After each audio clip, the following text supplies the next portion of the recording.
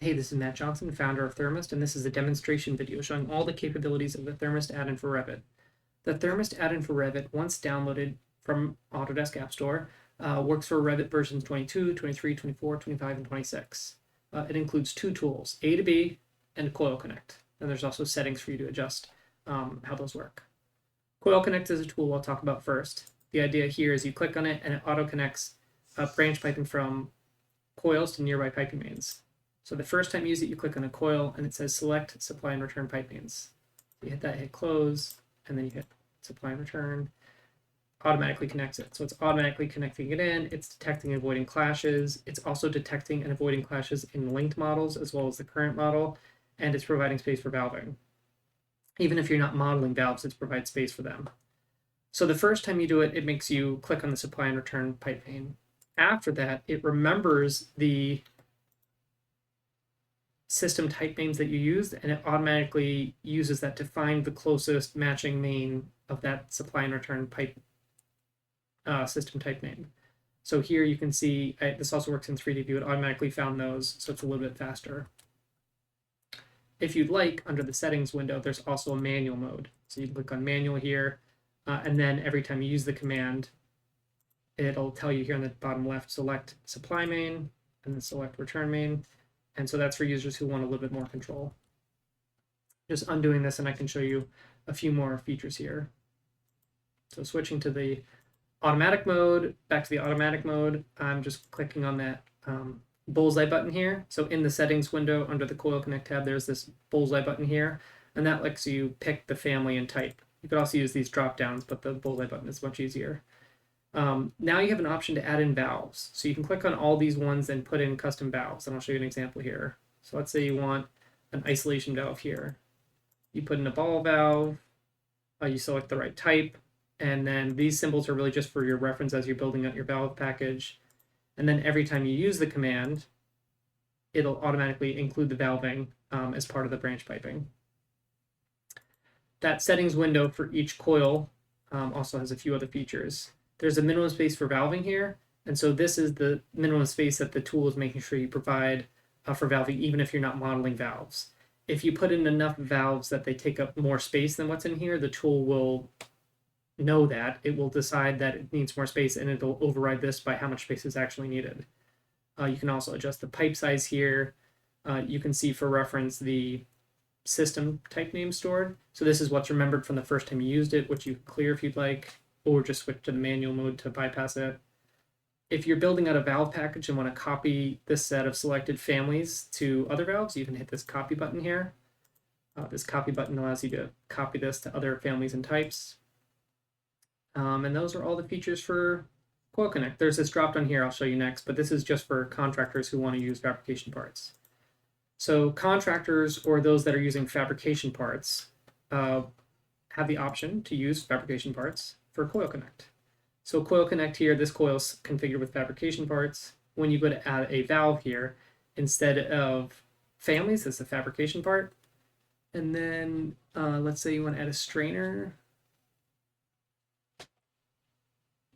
You find that drop down, you get the right size, and then say it's 1 inch, and then you select it. So this is symbol whatever you'd like. You could switch supply and return to be top versus bottom.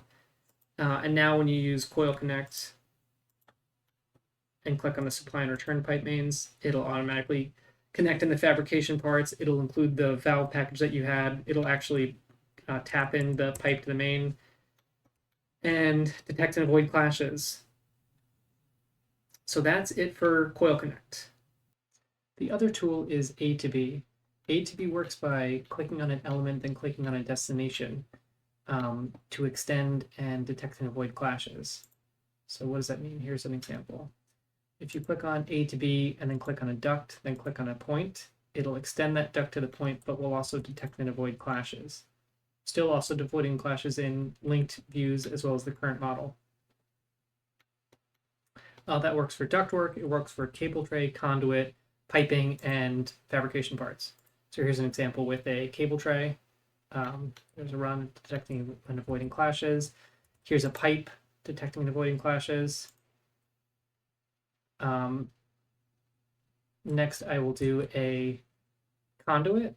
So then if you do a conduit and there's a rack of conduit that's selected, then you have this middle option where you can specifically select which ones you want. So this works for conduit and piping.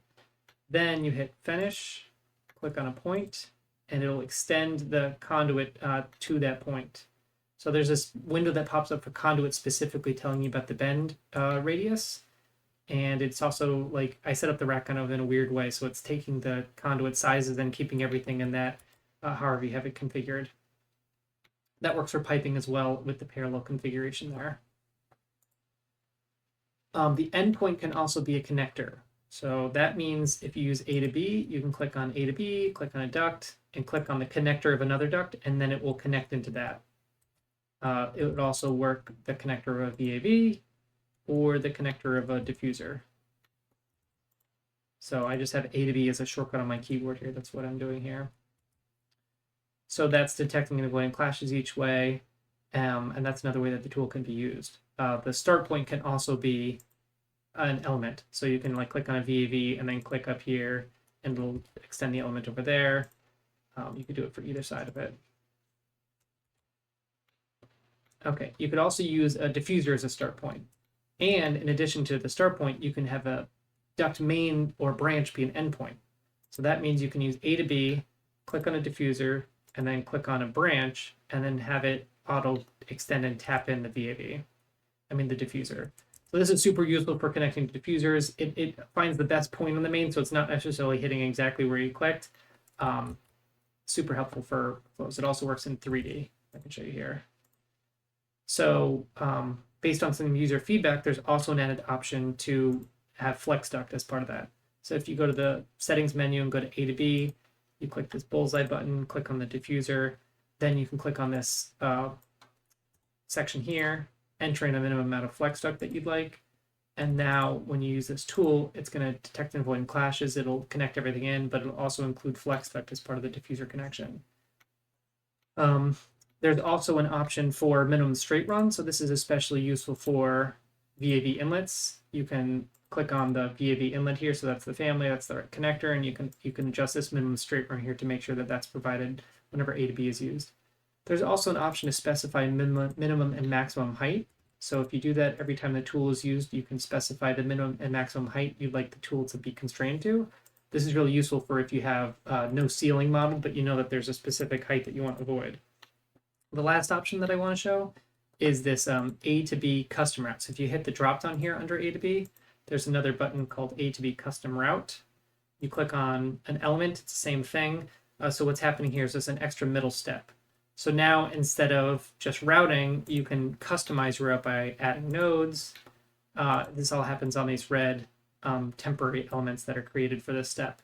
And click and drag elements, then hit check. And so now it's going to complete the route. It's going to have a preference for what you did. So even if it's not the most optimal route, it'll try to follow it. It won't guarantee follow it, and it will still detect and avoid clashes. The tool also, another thing that's worth showing is the tool knows to avoid stairwells, elevators, electric rooms, and so if you try to run through them, it will not let you. This is a case where the tool won't work. It can't figure out the way to get around the stairwell. So this is just an example showing what happens if you go past this 30-second limit. The tool tries as hard as it can, and then it'll tell you what happens at the end, saying, I tried, and this is the best I can do, and it'll show you this modeled element here. So this is the pop-up that just says, I tried, a clash-free path couldn't be found, and this is the best I can give you. And so the best I can give you is this, and that's because the pipe was like, I can't go into the stairwell. So that's it. Oh, there's also a few custom settings. So by default, under clash avoidance for Coil Connect and A to B, there's this clash detection clearance, which you can adjust, like in case you have really big fireproofing on beams or have something else that would make you want to have a custom additional clearance. You could also make this negative if you wanted to like allow minor clashes. And also by default, so all model elements are avoided, but let's say you have like really big lighting fixtures and you don't care if there are clashes there, then you can check that, and then it'll ignore lighting fixtures for A to B and Coil Connect in the clash detection. Same goes for work sets that you can uncheck some if you don't want to care about clashes there, and same goes with linked models. You can uncheck some of these and it'll only detect and avoid clashes and whichever ones are checked. All right, thanks. Hope you enjoyed. Let me know if you have any questions.